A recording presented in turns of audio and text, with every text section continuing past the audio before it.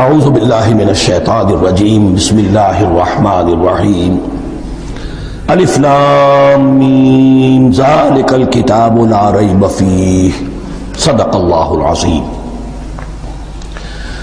الف لام میم حروف مقطعات ہیں جن کے بارے میں عرض کر چکا ہوں۔ ذالک الکتاب لا ریب فیہ، یہ وہ کتاب ہے اس میں کوئی شک نہیں۔ الکتاب اس لیے کہا گیا ہے کہ قرآن مجید کی پیشین گوئیاں اور خوشخبریاں سابقہ کتابوں میں موجود تھیں، اور چونکہ اس سورہ مبارکہ میں اصل خطاب کا رخ جو ہے وہ ہے سابقہ امت مسلمہ کی طرف، تو ذالک کتاب نہیں کہا گیا، ذالک کتاب لا ریب فیہ نہیں، ذالک الکتاب یہ وہ کتاب ہے، کتاب موعود ہے جس کی پیشین گوئیاں تورات اور انجیل میں موجود تھیں۔ لا ریب فیہ اس میں کوئی شک نہیں، حرف اورا ریب نئے، تبدیل نئے، یہی الفاظ آئے ہیں سورہ سجدہ کے شروع میں بھی، الف لام میم تنزیل الکتاب لا ریب فیہ رب العالمین، لا ریب فیہ من رب العالمین، فیہ ھدی للمتقین۔ فیہ دونوں طرف مل سکتا ہے، لا ریب فیہ اسے معانقہ کہتے ہیں، لا ریب فیہ پڑھیں گے تو ہدن سے شروع کر دیں گے، لا ریب پر ختم کر دیں گے تو فیہ ہدن للمتقین، یہ دونوں معنی درست ہوں گے۔ آپ کو مل جائے گا جو قرآن شریف لے کر بیٹھے ہوئے ہیں کہ حاشیے میں معانقہ نمبر 1 لکھا ہوا ہے، معانقہ عند المتاخرین۔ ہدن للمتقین یہ ہدایت ہے، رہنمائی ہے اہل تقویٰ میں جو بچنا چاہیں۔ تقویٰ کا اصل مفہوم سمجھ، بقا یقی کسی کو بچانا، تقویٰ خود بچنا۔ جن لوگوں کے اندر فطرت سلیمہ ہوتی ہے ان میں اخلاقی حس موجود ہوتی ہے، وہ بری چیز سے بچنا چاہتے ہیں، بھلی کو حاصل کرنا چاہتے ہیں، وہ لوگ ہیں کہ جو گویا کہ اس قرآن کا اصل مخاطب ہے، وہی اس سے استفادہ کر سکیں گے۔ الذین یؤمنون بالغیب، اب ان کے کچھ اوصاف، یہ اصل میں بہت زیادہ واضح ہوتا ہے تعویل خاص کے اعتبار سے کہ دیکھ لو درخت کو اپنے پھل سے پہچانتے ہیں، اس قرآن کے پھل موجود ہیں نا، یہ ابو بکر اور عمر اور عثمان اور علی کون ہیں؟ یہ جو مہاجرین آئے ہیں چل کر، مدینے والوں دیکھو یہ کون ہیں، ان کی شخصیتیں کیا ہیں، ان کا کردار کیا ہے، ان کے اوصاف کیا ہے، یہ کس درخت کے پھل ہیں، یہ اس بینہ کے پھل ہیں، یہ اس ذکرہ کے پھل ہیں۔ بینہ رسول من اللہ یتلو صحفا مطہرۃ فیہا کتب قیمہ، یہ اس شجرہ مبارکہ کے پھل ہیں، دیکھ لو ان کے کیا شب و روز ہیں۔ الذین یؤمنون بالغیب، جو غیب پر ایمان رکھتے ہیں۔ تعویل عام کے اعتبار سے اس کا بہت اہم مفہوم ہوگا، جو یہ طے کر لے کہ سوائے مادے کی دنیا کے مجھے اس سے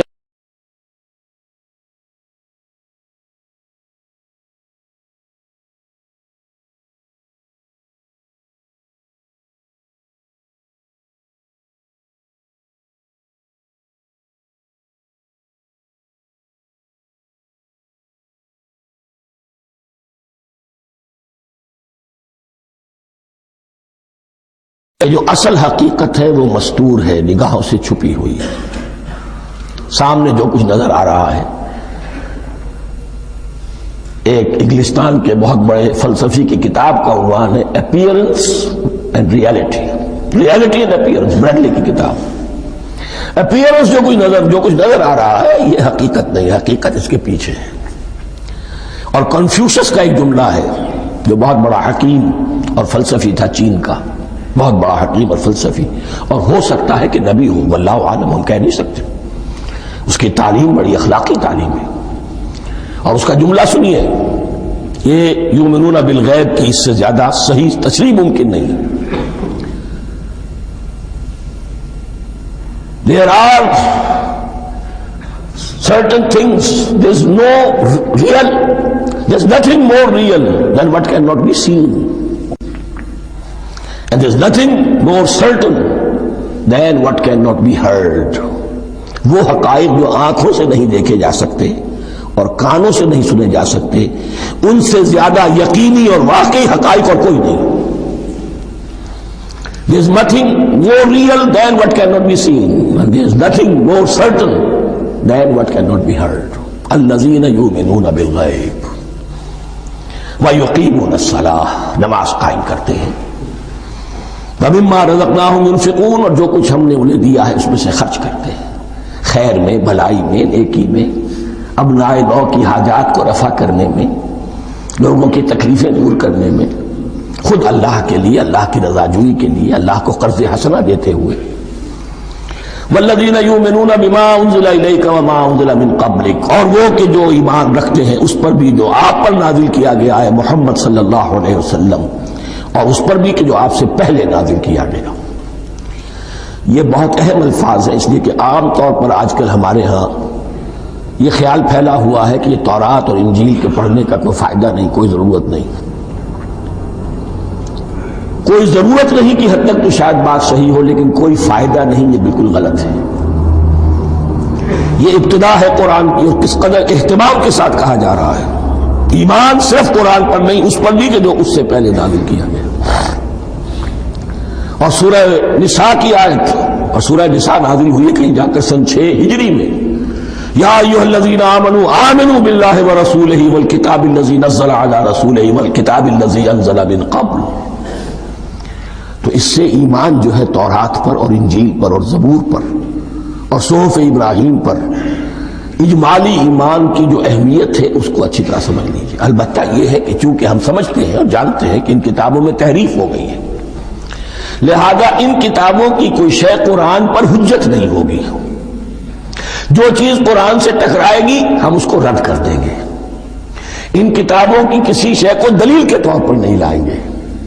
لیکن جہاں قرآن مجید کی کسی بات کی نفی نہ ہو رہی ہو تو بہت سے حقائق ہمیں ان کتابوں ہی سے ملتے ہیں۔ انبیاء کے مابین جو زمانی ترتیب ہے، کرونالوجیکل آرڈر جو ہے، وہ تو ہمیں تورات سے ملتا ہے، قرآن میں تو نہیں۔ قرآن میں کبھی حضرت نوح کا ذکر بعد میں ہے، حضرت موسیٰ کا پہلے، وہاں تو کسی اور پہلو سے ترتیب آتی ہے، لیکن وہاں ہمیں تاریخ ملتی ہے ابراہیم کی، اسحاق کی، یعقوب کی، انبیاء بنی اسرائیل کی، موسیٰ کی، عیسیٰ کی، یہ ساری چیزیں۔ تو اس کی اہمیت جو ہے اس کو سمجھ لیجئے۔ والذین یؤمنون بما انزل الیک وما انزل من قبلک وبالآخرۃ ھم یوقنون، آخرت پر وہ یقین رکھتے ہیں۔ نوٹ کرنے والی بات کیا ہے کہ باقی سب چیزوں کے لیے لفظ ایمان آیا، آخرت کے لیے ایقان کیوں؟ واقعہ یہ ہے کہ انسان کے عمل کے اعتبار سے سب سے زیادہ مؤثر شے ایمان بالآخرہ ہے۔ ایمان بالآخرہ ہے تو عمل سیدھا رہے گا کہ ہاں مجھے جواب دہی کرنی ہے، جانا ہے، اٹھنا ہے، اللہ کے حضور حاضری ہے۔ اگر یہ یقین ہے تو عمل صحیح ہوگا۔ اس میں کمی ہو گئی تو توحید جو ہے وہ بھی بس ایک عقیدہ، ایک ڈوگما بن کے رہ جائے گی۔ ایمان بالرسالت بھی بدعات کو جنم دے گا، عید میلاد نبی بنا لیجئے، اور کچھ عشقیہ اشعار کہہ دیجئے، نعتیہ اشعار کہہ دیجئے، اللہ اللہ خیر صلی اللہ، یہ ایمان بالرسالت کے مظہر ہوں گے۔ عمل انسان کا درست ہوتا ہے آخرت کے یقین کے ساتھ۔ وبالآخرۃ ھم یوقنون، آخرت پر انہی کا یقین ہے، انہی کا یقین ہے۔ یہ حصر بھی ہے اس اعتبار سے کہ یہودی میں مدعی تھے کہ ہم آخرت پر یقین رکھتے ہیں، یہاں کنٹراسٹ دکھایا جا رہا ہے، آخرت پر یقین رکھنے والے یہ لوگ ہیں، اور تعویل خاص کے اعتبار سے وہ لوگ موجود ہیں تمہاری نگاہوں کے سامنے۔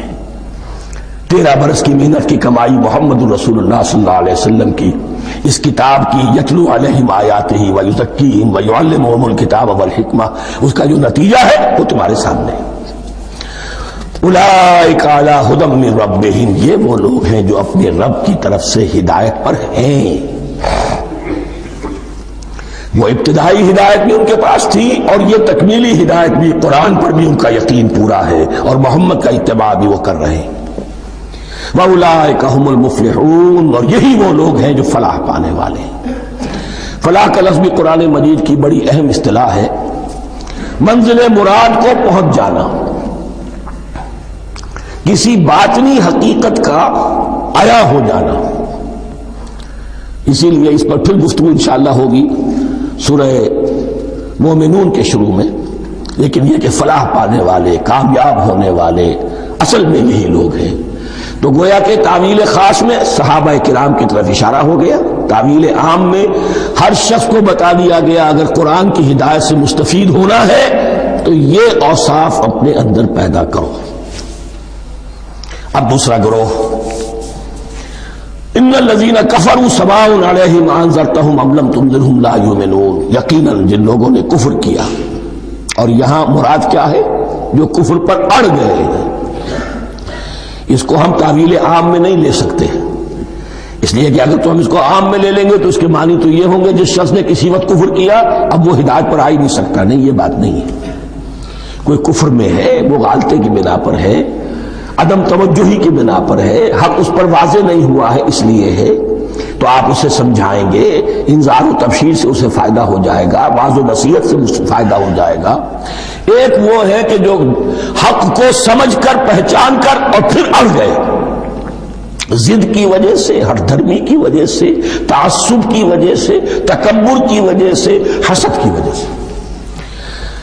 ان الذین کفروا، ایسے لوگوں کا معاملہ کیا ہے؟ سواء علیہم انذرتہم ام لم تنذرہم لا یؤمنون. برابر ہے ان کے لیے، خواہ آپ انہیں سمجھائیں خواہ نہ سمجھائیں، ڈرائیں نہ ڈرائیں، انذار فرمائیں نہ کریں، لا یؤمنون، وہ ایمان لانے والے نہیں. وہی بات جو میں نے کہی تھی کہ سوتے کو جگایا جا سکتا ہے، جاگتے کو کیسے جگائیں.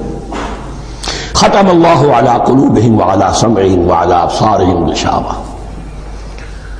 ان کے دلوں پر اللہ نے مہر کر دی ہے. کیوں کر دی ہے؟ یہ ابتداءً مہر نہیں ہوئی، جب حق کو پہچان کر انہوں نے رد کر دیا، اس کی پاداش میں، اس کی سزا کے طور پر. ختم اللہ علی قلوبہم، اللہ نے ان کے دلوں پر مہر کر دی ہے، وعلی سمعہم، اور ان کی سماعت پر بھی، وعلی ابصارہم غشاوہ، اور ان کی آنکھوں کے سامنے پردہ پڑ چکا ہے. یہ مضمون سورہ یاسین کے شروع میں پھر آئے گا بہت شر و بست کے ساتھ. وَلَهُمْ عَذَابٌ عَظِيمٌ، اور ان کے لیے تو اب بہت بڑا عذاب ہے. یہ دوسرا گروہ ہو گیا. ایک رکوع میں دو کو سمیٹ لیا گیا، کل ابھی 7 آیتیں ہوئی ہیں. ایک وہ گروہ جس نے قرآن مجید کی دعوت سے صحیح صحیح استفادہ کیا، ان میں طلب ہدایت کا مادہ موجود تھا، ان کی فطرتیں سلیم تھیں، ان کے سامنے دعوت آئی، قبول کی، اور قرآن کے بتائے ہوئے راستے پر چلے. وہ گلے سرسبد ہیں، وہ شجرہ قرآنی کے نہایت مبارک اور مقدس، وہ اس کے پھل ہیں. ایک گروہ وہ ہے جس نے حق کو پہچانا لیکن اس کو رد کر دیا اپنے تعصب یا ہٹ ڈرمی کی وجہ سے. ان کا ذکر آ گیا بہت اختصار کے ساتھ، اس لیے کہ ان کا ذکر آپ کو بہت تفصیل سے مکی صورتوں میں ملے گا. اب آیا تیسرا گروہ، وَمِنَ النَّاسِ، اور لوگوں میں کچھ ایسے بھی ہیں، مَن يَقُولُ آمَنَّا بِاللَّهِ وَبِالْيَوْمِ الْآخِرِ وَمَا هُم بِمُؤْمِنِينَ، جو کہتے تو یہ ہے کہ ہم ایمان رکھتے ہیں اللہ پر بھی اور یوم آخر پر بھی، مگر وہ حقیقت میں مومن نہیں ہے. یہاں ایک بات سمجھ لیجئے، اکثر اور بیشتر مفسرین نے اس تیسری کیٹیگری کے بارے میں یہی رائے قائم کی ہے کہ یہ منافقین مذکور ہیں یہاں، اگرچہ لفظ منافق یا لفظ نفاق نہیں آیا یہاں. لیکن مولانا نیاصر اصلاحی صاحب نے ایک رائے ظاہر کی ہے جو بڑی قیمتی ہے، وہ یہ کہ یہاں ایک کردار کا نقشہ کھینچ دیا گیا ہے. غور کرنے والے غور کر لیں، دیکھ لیں، جس پر بھی وہ چسپاں ہو جائے. اور بالفعل جب یہ آیات نازل ہو رہی تھیں تو دو طبقات پر یہ کردار نگاری جو ہے، یہ جو شخصیت کا ہیولہ کھینچا جا رہا ہے، وہ دو کے اوپر راست آ رہا تھا. ایک علماء یہود، وہ بھی کہتے تھے کہ ٹھیک ہے محمد جو کہہ رہے ہیں، ہم بھی اللہ کو مانتے ہیں، آخرت کو بھی مانتے ہیں، اسی لیے یہاں رسالت کا ذکر نہیں ہے. بھئی ہم محمد ہی کو نہیں مانتے نا صلی اللہ علیہ وسلم، باقی اگر 1.25 لاکھ نبی آئے ہیں تو باقی 1.25 لاکھ کو تو ہم مانتے ہیں. ایک محمد کو نہیں مانا، ایک عیسیٰ کو نہیں مانا، بس. تو ہمیں بھی مانا جانا چاہیے کہ ہم بھی مسلمان ہیں. ایک یہ ان کی رائے ہے، اور واقعہ یہ ہے کہ یہاں اس طریقے کا تذکرہ ہو رہا ہے کہ جس سے ان کا کردار بھی جھلک رہا ہے، روح سخن ان کی طرف جا رہا ہے. مجھے یاد ہے اپنی 10ویں جماعت کے زمانے میں دہلی میں نے دیکھا تھا کہ ناٹ سرکس وہاں کا ایک بڑی مارکیٹ ہوتی تھی، تو جوتے کی دکان پہ بہت بڑا جوتا لٹکایا ہوا تھا، بہت بڑا، اور لکھا تھا free to whom it fits, جس کے پاؤں میں یہ ٹھیک ٹھیک آ جائے وہ لے جائے اس کو۔ تو یہ free to whom it fits ہے، ایک کردار ہے، اب یہ کردار جس کے اوپر بھی فٹ بیٹھ جائے، ان میں یقیناً زیادہ تو غلبہ یہی ہے جو مفسرین کی رائے ہے، منافقین کا معاملہ جو ہو رہا ہے، لیکن یہ کردار بعین نہیں فٹ بیٹھ رہا ہے یہود کے علماء پر۔ اور یہ بھی نوٹ کر لیجئے کہ جو مدینہ منورہ میں نفاق کا جو پودا پروان چڑھا ہے، بلکہ پودا نہیں کہنا چاہیے، جھاڑ جھکاڑ جو پروان چڑھا ہے، وہ یہودیوں کے زیر اثر، جیسے جنگل کے اندر بڑے بڑے درخت بھی ہوتے ہیں اور اندر جو ہے نیچے جھاڑیاں بھی ہوتی ہیں، تو یہ نفاق کا جھاڑ جھکاڑ جو ہے وہ یہودی علماء کا جو پودا تھا اور بہت بڑا تھا، اس میں کوئی شک نہیں، اس کے سائے میں پروان چڑھا ہے۔ ان دونوں میں معنوی ربط بھی ہے۔ وَمِنَ النَّاسِ مَن يَقُولُ آمَنَّا بِاللَّهِ وَبِالْيَوْمِ الْآخِرِ وَمَا هُمْ بِمُؤْمِنِينَ، اور لوگوں میں سے کچھ ایسے بھی ہیں جو کہتے تو یہ ہے کہ ہم ایمان رکھتے ہیں اللہ پر اور یوم آخر پر، لیکن وہ مومن نہیں ہیں۔ يُخَادِعُونَ اللَّهَ وَالَّذِينَ آمَنُوا وَمَا يَخْدَعُونَ إِلَّا أَنفُسَهُمْ، وہ دھوکہ دینے کی کوشش کر رہے ہیں اللہ کو اور اہل ایمان کو۔ دیکھیں یخادعون جو ہے یہ باب مفعلہ ہے، باب مفعلہ میں کشمکش ہوتی ہے، کشاکش ہوتی ہے، لہذا ترجمہ میں نے کیا کوشش کر رہے ہیں۔ وما یخدعون الا انفسهم، یہ ثلاثی مجرد میں آ گیا، اور نہیں دھوکہ دے رہے مگر صرف اپنے آپ کو، یہ یقینی ہے اپنے آپ کو تو دھوکہ دے رہے ہو، لیکن یہ کہ اللہ اس کے رسول کو، اللہ اور اہل ایمان کو دھوکہ نہیں دے سکتے۔ سورہ نساء کی آیت نمبر 142 میں یہ کھل کر منافقین کے بارے میں یہی الفاظ آئے ہیں، ان المنافقین یخادعون اللہ وہو خادعہم، یقیناً منافقین جو ہے وہ اللہ کو دھوکہ دینے کی کوشش کر رہے ہیں اور اللہ انہیں دھوکہ دے رہا ہے۔ فی قلوبہم مرض، ایک لفظ اور رہ گیا، وما یشعرون، انہیں اس کا شعور نہیں ہے۔ یہ بہت اچھی طرح نوٹ کر لیجئے، منافقین کی بھی اکثریت وہ تھی جنہیں اپنے نفاق کا شعور نہیں تھا، وہ اپنے تئیں سمجھتے تھے اپنے آپ کو مسلمان، وہ کہتے تھے یہ بے وقوف لوگ ہیں، محمد رسول اللہ کے بارے میں کہتے تھے یہ خام خواہ جو ہے انہوں نے لڑائی بھڑائی مول لے لی ہے اہل مکہ کے ساتھ، کیا ضرورت ہے، امن کے ساتھ جو ہے بات کرنی چاہیے۔ وہ سمجھتے تھے کہ ہم خیر خواہ ہیں، ہم بھلی بات کہہ رہے ہیں، یہ بیوقوف لوگ ہیں، دیکھتے نہیں کہ کس سے ٹکرا رہے ہیں، ہاتھ میں اسلحہ نہیں ہے اور لڑائی کے لیے جا رہے ہیں، تو بے وقوف تو یہ ہے۔ لیکن وہ سمجھتے تھے کہ ہم تو بڑے مخلص ہیں، ہم مسلح ہیں، تو ما یشعرون بہت ضروری ہے۔ بعض لوگ منافق ایسے بھی تھے کہ جو اسلام میں داخل ہی ہوتے تھے دھوکہ دینے کی خاطر، اور ان پہ پہلے دن سے واضح ہوتا تھا کہ ہم مسلمان نہیں ہیں، ہم نے اسلام کا لبادہ اوڑھا ہے صرف دھوکے کے لیے۔ اس کا ایک ذکر سورہ آل عمران میں آئے گا، لیکن اکثر و بیشتر منافقین دوسری طرح کے تھے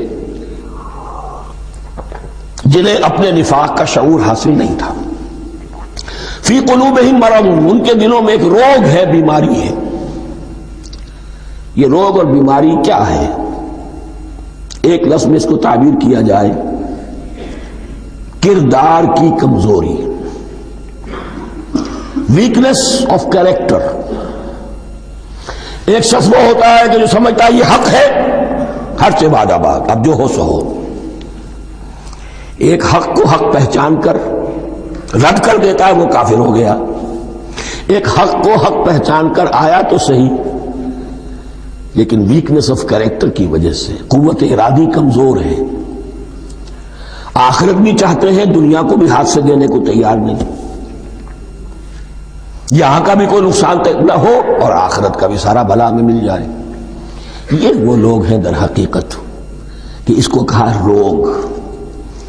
فی قلوبہم مرض فزادہم اللہ مرضا، تو اللہ نے ان کے مرض میں اضافہ کر دیا۔ یہ اللہ کی سنت ہے، آپ حق پر چلنا چاہیں حق کا راستہ آپ کے لیے آسان کر دے گا، آپ برائی کی طرف جانا چاہیں بڑی سے بڑی برائی آپ کے لیے ہلکی ہوتی چلی جائے گی، کوئی خاص بات ہی نہیں، چلو یہ بھی کر گزرو، جب یہ کر لیا تو یہ بھی کر گزرو۔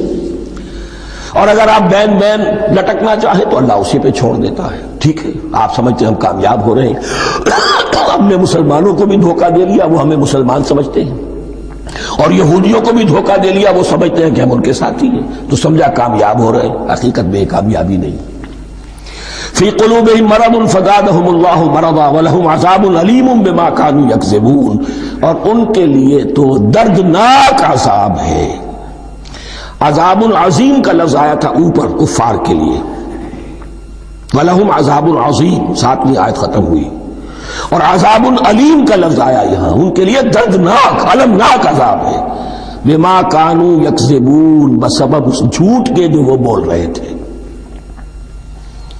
وَإِذَا قِيلَ لَهُمْ لَا تُفْسِدُوا فِي الْأَرْضِ، اور جب ان سے کہا جاتا تھا مت فساد کرو زمین میں۔ مراد کیا ہے اس سے؟ کہ جب محمد کو مان لیا کہ اللہ کے رسول ہیں، اب ٹھیک ٹھیک پیروی کرو، ان کے پیچھے چلو، ان کا حکم ہے تو جنگ کے لیے نکلو، ان کی طرف سے تقاضا آتا ہے مال پیش کرو،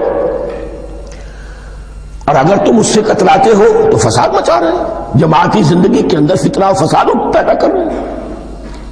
وَإِذَا قِيلَ لَهُمْ لَا تُفْسِدُوا فِي الْأَرْضِ قَالُوا إِنَّمَا نَحْنُ مُصْلِحُونَ، وہ کہتے تھے نہیں ہم تو صلح کرانے والے ہیں، اصلاح کرنے والے ہیں، ہم چاہتے ہیں لڑنا بھیڑنا کوئی اچھی بات نہیں ہے، ٹکراؤ تصادم یہ کوئی اچھے کام تھوڑا ہی ہے، بس ٹھنڈے ٹھنڈے دعوت دیتے رہو، جو چاہے قبول کر لے جو چاہے رد کر دے، خام خواہ یہ ٹکرانا اور یہ جنگ کرنا اور اللہ کے دین کو غالب کرنے کے لیے یہ قربانی دو اور یہ مصیبت جھیلو اور یہ مشقت برداشت کرو اور یہ چیز چھوڑو اور یہ ترک کرو، یہ کاہے کے لیے؟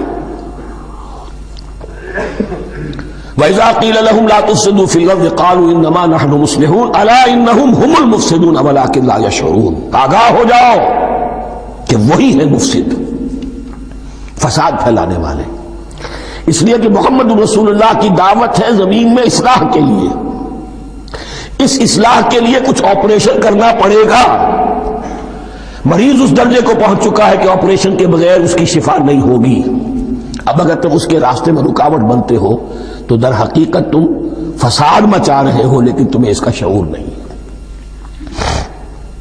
الا انہم ہم المفسدون ولکن لا یشعرون، پھر دیکھیے نوٹ کیجئے شعور نہیں ہے، شعوری نفاق اور شے ہے، غیر شعوری نفاق ہے کہ جس کا یہ سارا تذکرہ ہو رہا ہے۔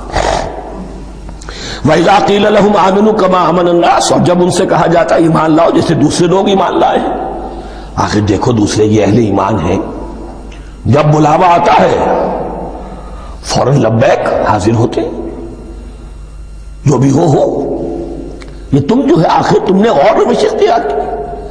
وَإِذَا قِيلَ لَهُمْ آمِنُوا كَمَا آمَنَ النَّاسُ قَالُوا أَنُؤْمِنُ كَمَا آمَنَ السُّفَهَاءُ، وہ کہتے ہیں کہ کیا ہم ایمان لائے جیسے یہ بے وقوف لوگ ایمان لائے، انہیں تو اپنے نفع کی فکر، نہ نقصان کی فکر، نہ خطرات کا کوئی خیال، نہ اندیشوں کا کوئی گمان، جان جائے مال جائے، اولاد کو چھوڑ دیں، گھر بار چھوڑ کے آ گئے ہیں، ان سے بڑے بیوقوف کون ہوں گے؟ بال بچے چھوڑ آئے ہیں کفار مکہ کے رحم و کرم پر، سرداران قریش جو چاہے ان کے ساتھ کریں، تو یہ تو بیوقوف لوگ ہیں۔ آج کل آپ کہتے ہیں ایسے ہی لوگوں کو فینیٹکس ہیں، یہ فینیٹکس ہیں، دیکھ بھال کر چلنا چاہیے، دائیں بائیں دیکھ کر چلنا چاہیے، نفع نقصان کا خیال کر کے چلنا چاہیے، چاہے حق ہے ٹھیک ہے، لیکن بہرحال اپنی مصلحتوں کو بھی اور اپنی اہل و عیال کی مصلحتوں کو بھی دیکھنا چاہیے۔ یہ لوگ تو معلوم ہوتا ہے کہ بالکل دیوانے ہو گئے، فینیٹکس ہو گئے۔ وَإِذَا قِيلَ لَهُمْ آمِنُوا كَمَا آمَنَ النَّاسُ قَالُوا أَنُؤْمِنُ كَمَا آمَنَ السُّفَهَاءُ أَلَا إِنَّهُمْ هُمُ السُّفَهَاءُ وَلَٰكِن لَا يَعْلَمُونَ، آگاہ ہو جاؤ کہ وہی بے وقوف ہے لیکن انہیں علم نہیں ہے، وہ صادق الایمان جو ایمان کی ہر تقاضے کو پورا کرنے کے لیے ہر وقت حاضر ہیں، ان سے بڑا عقل مند کوئی نہیں، ان سے بڑا سمجھدار کوئی نہیں، انہوں نے یہ جان لیا ہے کہ اصل زندگی آخرت کی زندگی ہے، یہ نہیں ہے، یہ تو عارضی ہے، کل نہیں آج ختم ہو جائے، آج نہیں ابھی ختم ہو جائے، کیا فرق پڑے گا، جانا تو ہے، اب نہیں تو کل، کل نہیں تو پرسوں، جانا تو ہے، تو عقل تو ان کے اندر ہے۔ الا انہم ہم السفہاء ولکن لا یعلمون وَإِذَا لَقُوا الَّذِينَ آمَنُوا قَالُوا آمَنَّا، اور جب یہ ملتے ہیں ان سے جو اہل ایمان ہیں تو کہتے ہیں ہم بھی ایمان رکھتے ہیں. اب یہ ان دونوں پر آئے گا. عام جو یہودی تھے وہ بھی کہتے تھے کہ ہم بھی تو آخر اللہ کو مانتے ہیں, آخرت کو مانتے ہیں, اور منافق تو تھے ہی جو رسول کو بھی مانتے تھے. وَإِذَا خَلَوْا إِلَىٰ شَيَاطِينِهِمْ, اور جب بھی اپنے شیطانوں کے پاس خلوت میں ہوتے ہیں. اور یہاں شیاطین سے مراد ہیں اہل کتاب یہود کے علماء, ان کے سردار, یا عبداللہ ابن ابی جو منافقین مدینہ کا سردار تھا. اگر وہ کبھی ملامت کرتا ہے دیکھو تم تو معلوم ہوتا ہے بالکل مسلمانوں میں شامل ہی ہو گئے پوری طرح سے, تمہیں کیا ہو گیا, تم ہر بات مان رہے ہو. اب انہیں یہ کچھ نہ کچھ اپنی وفاداری کا یقین دلانے کے لیے کہنا پڑتا تھا, نہیں ہم انہیں بیوقوف بنا رہے ہیں, ہم ان سے ذرا تمسخر کر رہے ہیں, ہم ہیں آپ کے ساتھ ہی, آپ فکر نہ کریں. اسی لیے یہ دو منہ ہونا, نفق کہتے ہیں سرنگ کو جس کے دو دروازے ہوتے ہیں, باقی زیر زمین ہے. نافقہ گوہ کا بل ہے کہ دو دروازے رکھتا ہے, دو اس کے منہ رکھتا ہے کہ ادھر سے اگر کتا داخل ہو جائے شکار کے لیے تو ادھر سے نکل بھاگے, ادھر سے آئے تو ادھر سے نکل بھاگے. تو دو منہ انسان, یہ در حقیقت جس کو پھر سورہ نساء میں کہا گیا لا الہ اولائے ولا الہ اولائے, نہ ادھر کے ہیں نہ ادھر کے, مذبذبین بین ذالک, اس کے درمیان مذبذب ہو کر رہ گئے. یہ شیطان کا لفظ یہاں سمجھ لیجئے, اس کے دو رائے ہیں کہ یہ شطنہ سے بنا ہے یا شات سے بنا ہے, شین الف توئے یا شین طا نون. شطنہ کے معنی تباعدہ, کو بہت دور ہو گیا, دور ہو گیا. شیطان سے مراد جو اللہ کی رحمت سے بہت دور ہو گیا. اور شاتا یشیتو کے معنی ہے احترق غضبا وحسدا, کوئی شخص غصے اور حسد کے اندر جل رہا ہو, وہ شاتا یشیتو ہے. اس سے فعلان کے وزن پر, رحمان کے وزن پر, غضبان کے وزن پر شیطان, یعنی وہ کہ جو حسد اور غضب کی آگ میں جل رہا ہے. تو یہ ایک تو شیطان وہ ہے کہ جو جنات میں سے ہے, جس کا نام عزازیل تھا پہلے, اب ہم اسے ابلیس کے نام سے جانتے ہیں, وہ ایک شیطان ہے, جنی ہے. پھر یہ کہ جو بھی اس کے پیروکار ہیں دنیا میں انسانوں میں سے ہو یا جنات میں سے ہو, وہ بھی شیاطین ہیں. اسی طرح اہل کفر, اہل زیغ کے جو بڑے بڑے سردار ہوتے ہیں ان کو بھی شیطان سے تعبیر کیا گیا. وَإِذَا خَلَوْا إِلَىٰ شَيَاطِينِهِمْ قَالُوا إِنَّا مَعَكُمْ, اور جب وہ خلوت میں ہوتے ہیں, علیحدگی میں ہوتے ہیں اپنے شیاطین کے پاس, سرداروں کے پاس, کہتے ہیں ہم تو آپ کے ساتھ ہیں. انما نحن مستہزئون, یہ تو ہم ان مسلمانوں کو بیوقوف بنا رہے ہیں, ان سے استہزاء کر رہے ہیں, تمسخر کر رہے ہیں. ہم تمسخر میں کہہ دیتے ہیں کہ ہم بھی آپ کے ساتھ ہیں, آمنا. اللہ یستہزئ بہم ویمدہم فی طغیانہم یعمہون. حقیقت کیا ہے کہ اللہ ان کا مذاق اڑا رہا ہے اور ان کو ڈھیل دے رہا ہے کہ وہ اپنے عقل کے اندھے پن میں بڑھتے چلے جائیں. اللہ تعالیٰ جیسا میں نے عرض کیا رسی دراز کرتا ہے. کچھ تو غلط راستے پر جانا تو جاؤ بھائی, فوراً تو نہیں پکڑتا, اگر فوراً پکڑ لے تو سیدھا ہو جائے گا, چلتے جائے, جہاں جانا چاہتے ہو جاؤ. تو ان کو بھی رسی دراز کر رہا ہے اللہ. لیکن یہ کہ اللہ یستہزئ بہم, یہ سمجھتے ہیں کہ مسلمانوں کا مذاق اڑا رہے ہیں, اصل میں مذاق ان کا اڑ رہا ہے اللہ کے نزدیک. وَيَمُدُّهُمْ فِي طُغْيَانِهِمْ يَعْمَهُونَ. اب یہاں ذرا نوٹ کر لیجئے, یہ دو لفظ آئیں گے, عین میم اور ہا, امر ہے کے ساتھ. ایک ہے عین میم اور یا, امر.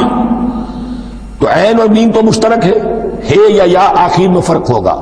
عین میم اور ہا ہوگا, اس کے معنی عقل کا اندھا, دل کا اندھا. آنکھیں تو ہے لیکن دل کا اندھا ہے, عقل کا اندھا ہے. اور عین میم یا جو آنکھوں کا اندھا ہو, عمیون اندھے, اعمیٰ اندھا.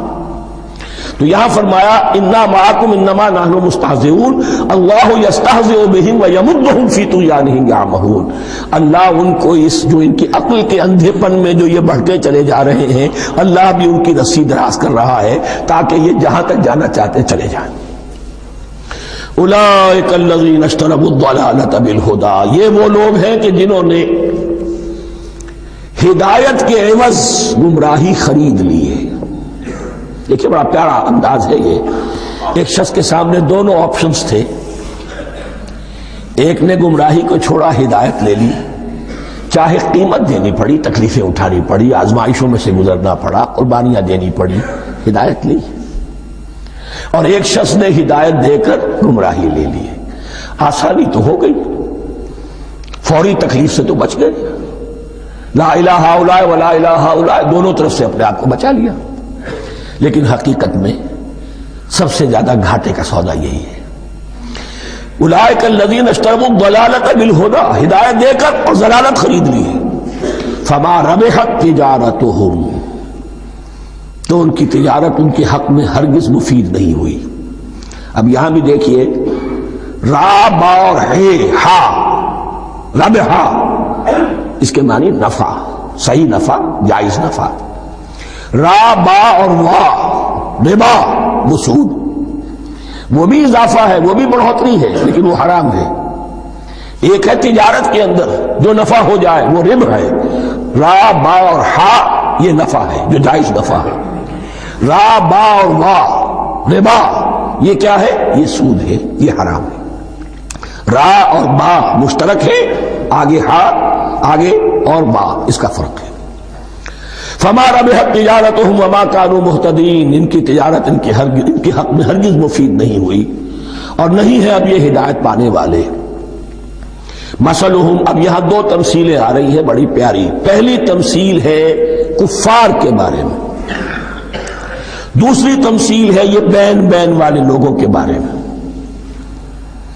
پہلوں کے لیے کیا تمثیل ہے؟ مثلہم کمثل الذی استوقد نارا، ان کی مثال اس شخص کی سی ہے جس نے آگ روشن کی۔ ایک نقشہ کھینچا جا رہا ہے، اندھیری شب ہے جدا اپنے قافلے سے ہے تو، تیرے لیے ہے میرا شعلہ نوا قندیل۔ اندھیری شب ہے، قافلہ بھٹک رہا ہے، کچھ لوگ بڑی ہمت کرتے ہیں، اندھیرے میں بھی ادھر ادھر سے لکڑیاں جمع کرتے ہیں اور آگ روشن کر دیتے ہیں۔ لیکن عین اس وقت جب آگ روشن ہوتی ہے کچھ لوگوں کی بینائی سلب ہو جاتی ہے۔ پہلے وہ اندھیرے میں اس لیے تھے کہ روشنی نہیں تھی، اب وہ اندھیرے کے اندھیرے میں رہ گئے کہ روشنی تو خارج میں آ گئی، اپنی اندر کی روشنی گل ہو گئی، بصارت سلب ہو گئی۔ یہ مثال ہے ان کفار کی کہ حضور کی آمد سے پہلے سب بھٹک رہے تھے، کوئی حقیقت واضح نہیں تھی، قافلہ انسانیت بھٹک رہا تھا اندھیری شب میں۔ محمد رسول اللہ آئے، انہوں نے آگ روشن کر دی، اب راستہ کھل گیا، ہدایت واضح ہو گئی۔ لیکن کچھ ضد یا تعصب یا تکبر یا حسد کی بنیاد پر کچھ لوگوں کی اندر کی بینائی زائل ہو گئی، تو وہ تو ویسے کے ویسے بھٹک رہے ہیں، جیسے پہلے اندھیرے میں تھے ویسے ہی اب اندھیرے میں ہے۔ روشنی میں آنے والے تو وہ ہیں، دیکھ لو جن کا ذکر سب سے پہلے ہوا ہے۔ مثلہم کمثل الذی استوقد نارا، اس شخص کی سی ہے کہ جس نے آگ روشن کی۔ فلما اضاءت ما حولہ، جب اس آگ نے اپنے ماحول کو، گردا گرد کو روشن کر دیا، ذہب اللہ بنورہم، اللہ ان کی نور بصارت کو لے گیا، سلب کر لیا اللہ نے۔ وترکہم فی ظلمات لا یبصرون، اور چھوڑ دیا انہیں ان اندھیروں کے اندر کہ وہ کچھ نہیں دیکھتے۔ صم بکم عمی فہم لا یرجعون، اسم کہتے ہیں بہرے کو، سم جمع ہے اس کی، سمن۔ اب کمو کہتے ہیں گونگے کو، بکمن اس کی جمع ہے۔ آما کہتے ہیں اندھے کو، عمیون اس کی جمع ہے۔ یہ بہرے ہیں، گونگے ہیں، اندھے ہیں، فہم لا یرجعون، اب یہ لوٹنے والے نہیں۔ یہ کون ہے؟ ابو جہل ہے، ابو لہب ہے، ولید بن مغیرہ ہے، عقبہ ابن ابی معیط ہے۔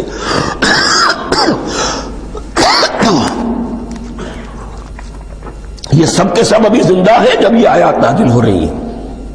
ابھی تو غزوہ بدر ہوگا سن 2 ہجری میں، اور اس میں یہ سب جو ہے واصل جہنم ہوں گے، ابھی تک تو ہے نا۔ یہ لوگ ہو گئے اس کی مثال۔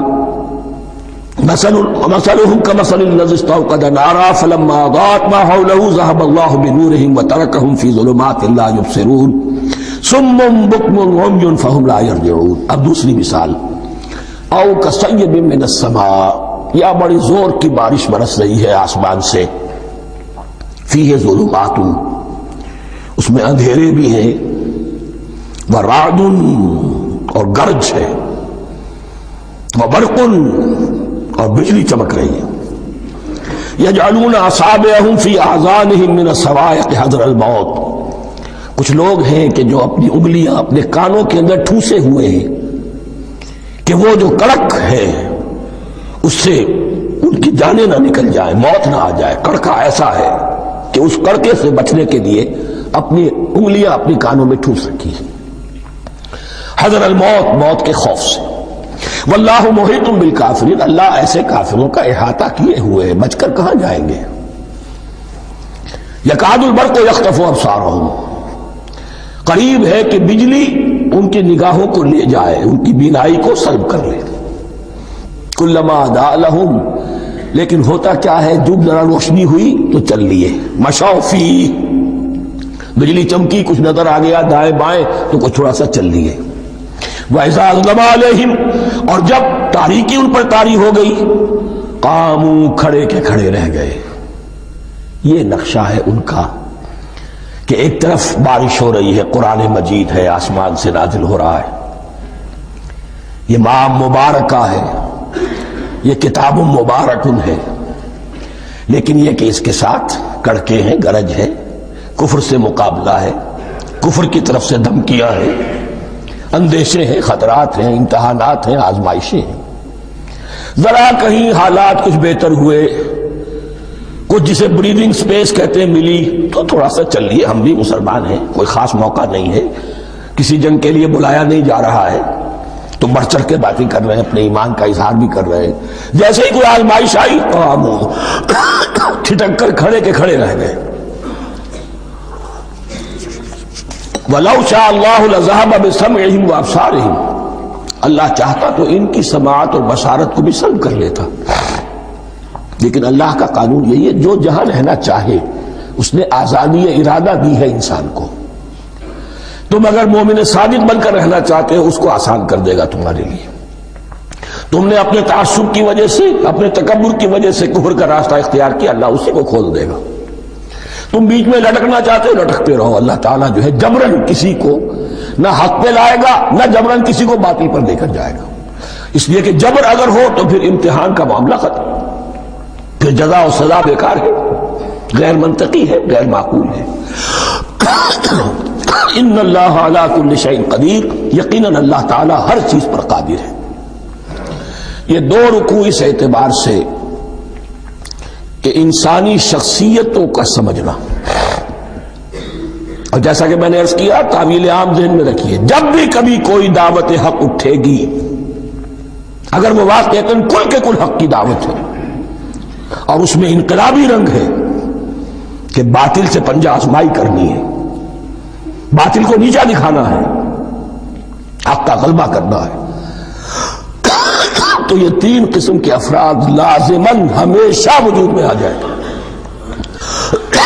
ان کو پہچاننا، ان کے کردار کی جو اصل جو اس کے پیچھے پس منظر ہے، اس کو جاننا بہت ضروری ہے۔ میں وقفہ کر رہا ہوں ذرا بھائی۔ الرحمن الرحیم، اب جو تیسرا رکوع آ رہا ہے سورہ بقرہ کا، اس میں قرآن کی دعوت کا خلاصہ ہے۔ قرآن کیا ماننے کی دعوت دیتا ہے، اس کی پکار کیا ہے۔ جیسا کہ میں عرض کر چکا ہوں، 2/3 قرآن پہلے نازل ہو چکا ہے، پس منظر میں ہے۔ ہمارے لیے اس ترتیب مصحف کے اعتبار سے وہ قرآن بعد میں آئے گا، ترتیب نزولی کے اعتبار سے وہ پس منظر میں موجود ہے، لیکن چونکہ یہاں پر مصحف کے اندر یہاں سے آغاز کیا جا رہا ہے، لہذا اس کا خلاصہ جو ہے لب لباب یہ ایک رکوع میں، اور قرآن کے فلسفے کا اور اس کے بعد نہایت ہی اہم جو موضوعات ہیں اور مسائل ہیں، ان کا ذکر پھر چوتھے رکوع میں۔ ابھی ہم تیسرا رکوع پڑھ رہے ہیں۔ یا ایھا الناس اعبدوا ربکم الذی خلقکم والذین من قبلکم لعلکم تتقون، اے لوگو بندگی اختیار کرو اپنے اس رب کی، اپنے اس مالک کی جس نے تمہیں پیدا کیا، اور نہ صرف تم کو پیدا کیا، تم سے پہلے جتنے لوگ گزرے انہیں بھی پیدا کیا تاکہ تم بچ سکو۔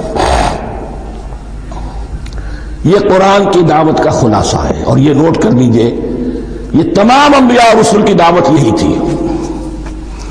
اب جب پڑھیں گے سورہ اعراف پڑھیں گے، سورہ شعراء پڑھیں گے، ایک ایک کا نام لے کر، ان اعبدوا اللہ واطیعوہ، ہر رسول کی دعوت یہ تھی اللہ کی بندگی کرو، میری اطاعت کرو۔ یا قوم اعبدوا اللہ ما لکم من الہ غیرہ، اے میری قوم کے لوگوں اللہ کی بندگی کرو، تمہارا کوئی الہ اور معبود اس کے سوا نہیں ہے۔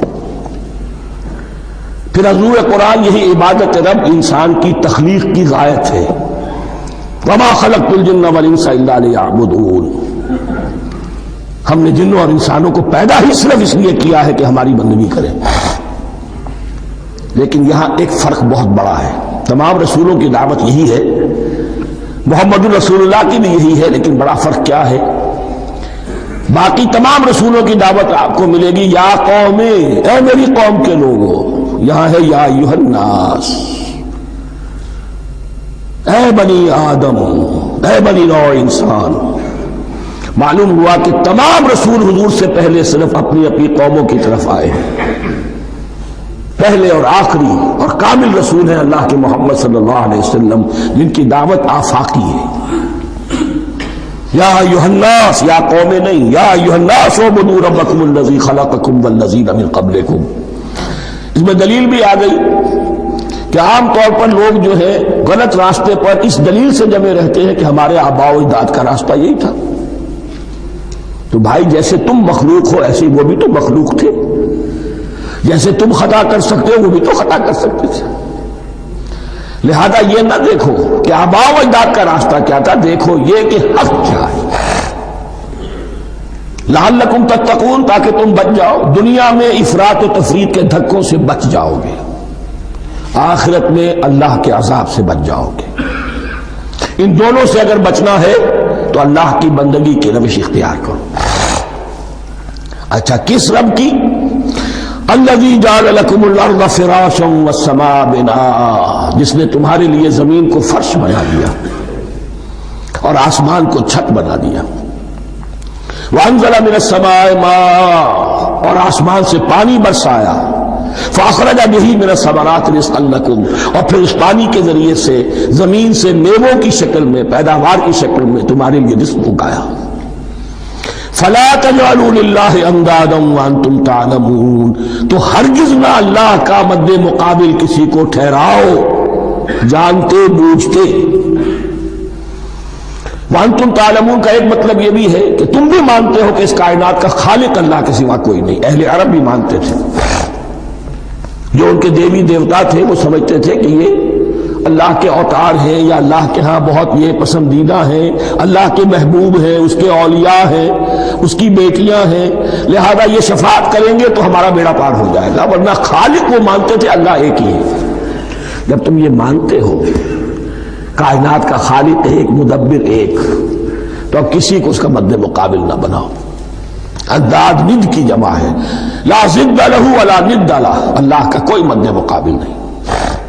اس میں یہاں تک بات ہے کہ حضور اس درجے، اس توحید کی باریکیوں تک پہنچا کر گئے ہیں اس امت کو کہ کسی صحابی نے ایسے ہی کہہ دیا ما شاء اللہ و ما شئت، کہ وہ اللہ چاہے اور جو آپ چاہیں۔ حضور نے فوراً ٹوک دیا اجعلتنی للہ ندا، کیا تو نے مجھے اللہ کا مد مقابل بنا دیا ہے؟ اس کائنات میں مشیت صرف ایک کی چلتی ہے، کسی اور کی مشیت اس کی مشیت کے تابع پوری ہو جائے، لیکن مشیت مطلقہ صرف اس کی ہے۔ یہاں تک کہ حضور سے فرمایا گیا کہ اے نبی آپ کے لیے یہ ممکن نہیں ہے کہ اسے چاہے ہدایت دے دے، انک لا تہدی من احببت ولکن اللہ یہدی من یشاء۔ اگر یہ اختیار میں ہوتا تو ابو طالب دنیا سے بغیر ایمان لائے نہ جاتے۔ فلا تجعلوا للہ اندادا وانتم تعلمون۔ اب ان دو آیتوں میں تو یوں سمجھیے توحید نظری بھی اور توحید عملی بھی۔ توحید عملی کیا ہے؟ بندگی صرف اسی کی ہو۔ اب آیا ہے رسالت کا معاملہ، وَإِن كُنتُمْ فِي رَيْبٍ مِّمَّا نَزَّلْنَا عَلَىٰ عَبْدِنَا، اگر تمہیں رسالت محمدی پر شک ہے صلی اللہ علیہ وسلم، اس کے کیا معنی ہے؟ کہ تمہیں اس قرآن کے بارے میں شک ہے جو ہم نے اپنے بندے پر نازل کیا ہے۔ اگر ہے شک فی الواقع، وَإِن كُنتُمْ فِي رَيْبٍ، اگر تمہیں واقعاً شک ہے مما نزلنا علی عبدنا، اس پر جو ہم نے اپنے بندے پر نازل فرمایا ہے، فاتوا بسورۃ من مثلہ، تو لے آؤ اس جیسی ایک ہی صورت۔ یہ ہم کل پوری تفصیل سے دیکھ چکے ہیں کہ برسبیل تنزل یہاں پہنچے ہیں. پہلے 2 آیتیں میں نے آپ کو سنائی تھی اس میں پورے قرآن کی مثال لانے کا چیلنج کیا گیا. پھر ایک آیت سنائی جس میں 10 صورتیں ہی لے آؤ. اب آخری درجے میں ایک صورت ہی بنا لا, اور ایک صورت تو سورۃ العصر کے مساوی بھی ہو سکتی تھی, سورۃ الکوثر کے مساوی بھی ہو سکتی تھی.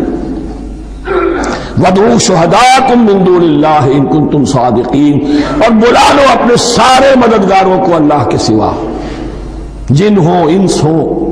اس لیے کہ قریش کا خیال یہ تھا کہ جو شعراء ہوتے ہیں ان کے پاس جن ہوتے ہیں, وہ جن انہیں سکھاتے ہیں, ورنہ عام آدمی تو یہ شعر نہیں کہہ سکتا.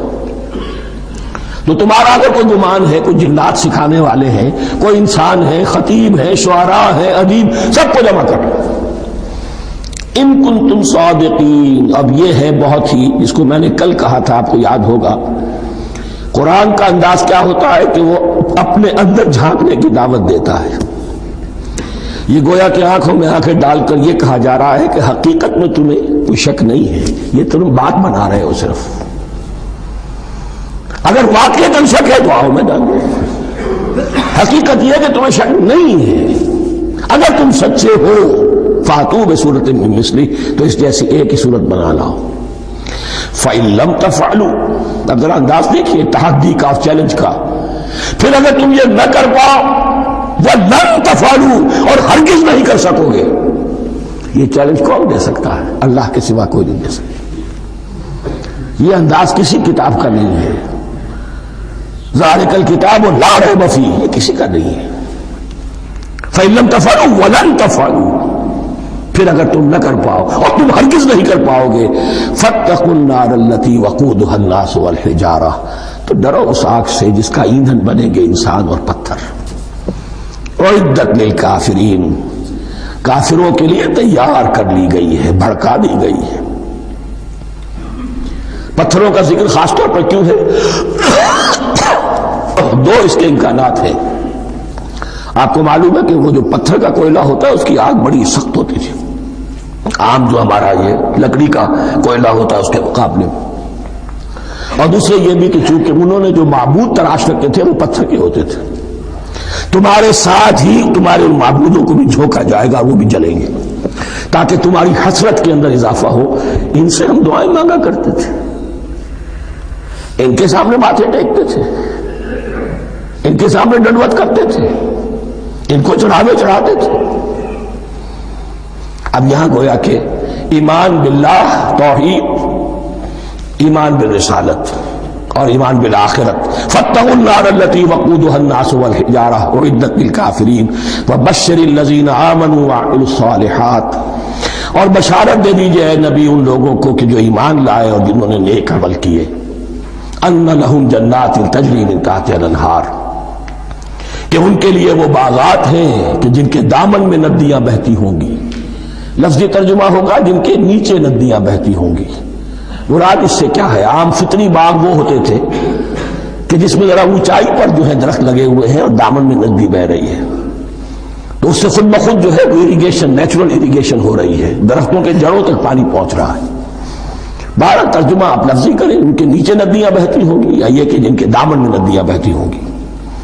کلما رزقوا منہا من ثمرۃ رزقا, جب بھی کبھی انہیں دیا جائے گا کوئی پھل رزق کے طور پر کھانے کے لیے جنت میں, قالوا ھذا الذی رزقنا من قبل, وہ کہیں گے یہ تو وہی شے ہے جو ہمیں پہلے بھی ملتی تھی. اس کا ایک مفہوم یہ ہے, یہ جو نزل ہے ابتدائی جو ہے دعوت ہے, ابتدائی ضیافت جو ہوگی اس میں وہی چیزیں کہ جو معروف ہے, جانی پہچانی ہے. یہ رمان, یہ دیکھیے یہ انار آ رہا ہے خوبصورت, یہ انگور ہے خوبصورت, یہ نخیل ہے, یہ نخل ہے, یہ رطب ہے, لیکن ذائقے کی کوئی نسبت و تناسب بھی نہیں ہوگا. وہ کہیں گے وہی شے ہے جو ہمیں پہلے ملتی تھی. وَأُتُوا بِهِ مُتَشَابِهًا, مشابہ تو ہوگی وہ, لیکن ان کے ذائقے میں زمین و آسمان کا فرق ہوگا. اور ایک یہ بھی مفہوم لیا گیا کہ آخرت میں جنت میں بھی وہی میوے ملتے رہیں گے, لیکن ان کا ذائقہ بدلتا رہے گا.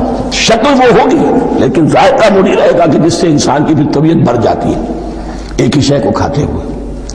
وَلَهُمْ فِيهَا أَزْوَاجٌ مُطَهَّرَةٌ، اور ان کے لیے ہوں گے اس میں بہت ہی پاک باز، نہایت پاک کی ہوئی بیویاں ہوں گی.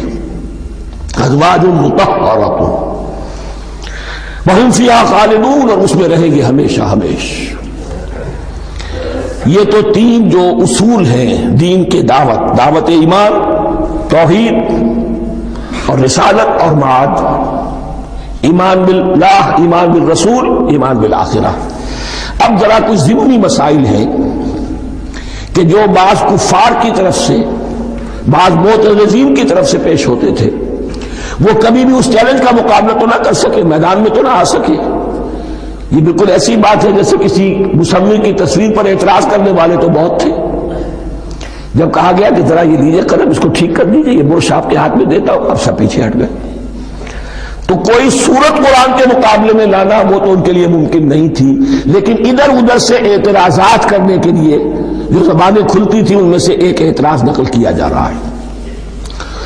وہ یہ تھا کہ وہ کہتے تھے کہ قرآن مجید میں مکھی کی تشبیہ آئی ہے، یہ تو بڑی حقیر سی شے ہے. اعلیٰ کلام ہو اور اعلیٰ متکلم ہو، وہ ایسی حقیر چیزوں کا تذکرہ نہیں کرتا. بیت العنکبوت، مکڑی کا بھی ذکر ہے قرآن میں، اتنی حقیر شے کا یہ کوئی اعلیٰ کلام نہیں. اس کا جواب دیا جا رہا ہے کہ اصل میں کہیں تشبیہ بیان کرنی ہے، تمثیل بیان کرنی ہے، تو دیکھنا یہ کہ جس شے کے لیے تشبیہ دی جا رہی ہے اس کی مناسبت والی شے ہو. شے کوئی بہت حقیر ہے تو کسی عظمت والی شے سے آخر کیسے تشبیہ دی جائے گی؟ وہ تو کسی حقیر شے سے ہی تشبیہ دی جائے گی تو جو اصل مقصد ہے تشبیہ کا وہ پورا ہوگا. ان اللہ لا یستحی ان یضرب مثلا ما بعوضۃ فما فوقها، اللہ تعالیٰ کو تو اس میں کوئی جھجک نہیں ہے، کوئی شرم نہیں ہے کہ وہ مچھر کی مثال بیان کرے. تو اس سے اوپر، اب یا فوقہا میں دونوں معنی ہو جائیں گے، یعنی کمتر اور حقیر ہونے میں اس سے بھی بڑھ کر، یا یہ کہ اس سے اوپر کی کوئی شے، اس کی مثال دینے میں اللہ کو کوئی جھجک نہیں. اس لیے کہ مکھی بھی بہرحال مچھر سے تو ذرا بڑی شے ہے. اس معنی میں بھی ہو سکتا ہے فوقہا، اور فوقہا اس معنی میں بھی کہ اس سے بھی حقیر ہونے میں اس سے بھی بڑھ کر. فَأَمَّا الَّذِينَ آمَنُوا فَيَعْلَمُونَ أَنَّهُ الْحَقُّ مِنْ رَبِّهِمْ، تو جو لوگ صاحب ایمان ہیں وہ جان لیتے ہیں کہ یہ حق ہے ہمارے رب کی طرف سے.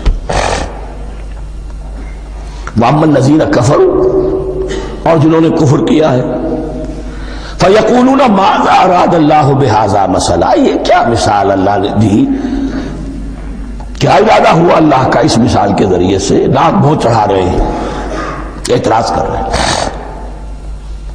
اب جو آ رہا ہے اگلا جملہ وہ ہے بہت اہم، یضل بہ کثیرا ویہدی بہ کثیرا، اسی کے ذریعے سے اللہ بہتوں کو ہدایت دیتا ہے اور اسی کے ذریعے سے بہتوں کو گمراہ کرتا ہے. معلوم ہوا کہ ہدایت اور گمراہی اور ہدایت اور ضلالت انسان کی سبجیکٹو کنڈیشن کے اوپر دار و مدار ہے. اس کا آپ کے دل میں خیر ہے، بھلائی ہے، نیت صحیح ہے، طلب ہدایت، طلب علم، اس میں آپ سچے ہیں، آپ کو ہدایت مل جائے گی. دل میں زیغ ہے، کجی ہے، نیت میں ٹیڑھ ہے، فساد ہے، تو اسی کے ذریعے سے اللہ آپ کی گمراہی میں اضافہ کر دے گا. یضل بہ کثیرا ویہدی بہ کثیرا، لیکن اللہ کا یہ کسی کو ہدایت دینا اور کسی کو ضلالت دینا الٹپ نہیں ہے، کسی قاعدے اور قانون کے بغیر نہیں ہے. وما یضل بہ الا الفاسقین، نہیں گمراہ کرتا وہ اس کے ذریعے سے مگر صرف سرکش لوگوں کو، جن میں سرکشی ہے، تعلی ہے، تکبر ہے. اور ان کے اوصاف کیا ہے؟ الذین ینقضون عہد اللہ من بعد میثاقہ، جو توڑ دیتے ہیں اللہ کے ساتھ کیے ہوئے عہد کو. اور سب سے بڑا عہد یہ سورہ اعراف میں چل کر آئے گا، عہد الست. عالم ارواح میں ہم عہد الست کر کے آئے. الست بربکم قالوا بلا، کیا میں ہی نہیں ہوں تمہارا رب؟ تمام ارواح نے، میں بھی تھا، آپ بھی تھے، سب تھے، کل انسان، جتنے انسان دنیا میں آج تک آ چکے ہیں وہ بھی تھے، اور جو آنے ہیں ابھی قیامت تک وہ بھی تھے، لیکن تھے صرف ارواح کی شکل میں، جسم نہیں تھے. اور یہ میں آپ کو بتا چکا ہوں، مکمل وجود ہے انسان کا روحانی وجود۔ اولاً تخلیق اس کی ہوئی تھی، اسی سے آگے چل کر ایک بہت فلسفے کا بہت گہرا مضمون آ رہا ہے آگے چل کر۔ وہ جو عہد الست الست بربکم قالوا بلا، انہوں نے اس عہد کو توڑا، اللہ کو اپنا مالک اور خالق اور اپنا حاکم جاننے کی بجائے خود حاکم بن کر بیٹھ گئے۔ الیس لی ملک مصر، کیا مصر کی بادشاہی میری نہیں ہے؟ I am the sovereign, we are sovereign, popular sovereignty, بغاوت، سرکشی، فاسق۔ وما يضل به الا الفاسقين الذين ينقضون الميثاق ويقطعون ما امر الله به ان يوصل، اور کاٹتے ہیں وہ چیز جسے اللہ نے جوڑنے کا حکم دیا ہے۔ اللہ نے صلہ رحمی کا حکم دیا ہے، یہ قطع رحمی کرتے ہیں مال کی طلب میں، بھائی بھائی کو ختم کرتا ہے اس کے مال کو ہتھیانے کے لیے، اپنی ذاتی اغراض کے لیے تمام اخلاقی حدود جو ہے انسان پر پیش ڈال دیتا ہے، اپنا تکبر، اپنے لیے تعلی۔ الذین، آپ دیکھیے نوٹ کیجئے، اس میں ہماری شریعت کا فلسفہ یہ ہے، ایک تعلق ہے اللہ کا بندے کے ساتھ، حقوق اللہ، ایک ہے بندوں کا بندوں کے ساتھ، حقوق العباد۔ اللہ کا حق کیا ہے؟ اسے حاکم اور مالک، اور حاکم سمجھو، الملک سمجھو، خود اس کے بندے بنو۔ انسانوں کا حق کیا ہے؟ کونوا عباد اللہ اخوانا، سب آپس میں بھائی بھائی اللہ کے بندے بن جاؤ۔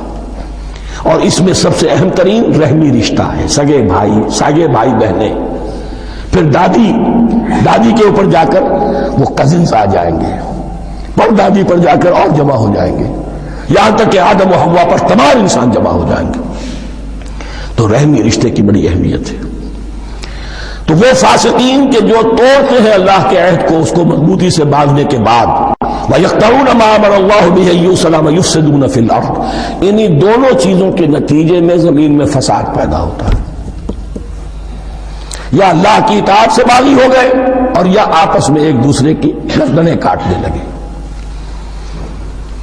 اولئک هم الخاسرون، یہی لوگ ہیں جو بالآخر خسارے میں، آخری اور دائمی